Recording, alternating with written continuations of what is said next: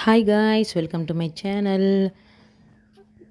Friends, பாருங்கள், இந்த tensile நான் எப்படி உங்களுக்கு ஒட்டு காமிக்கணும்னு ஒரு வீடியோவில் சொல்கிறேன்னு சொல்லியிருந்தேன்.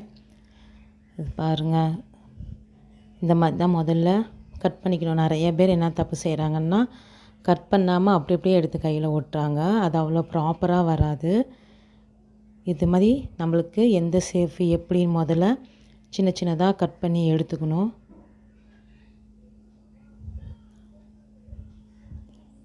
இந்த மாதிரி கட் பண்ணி எடுத்துகிட்டு நான் பாருங்கள் அதனுடைய கையில் எப்படி வைக்கணும்னு ஆர்டராக வைக்கிறேன். முதல்ல இந்த மாதிரி சேஃபாக நம்ம கட் பண்ணி எடுத்துக்கிட்டு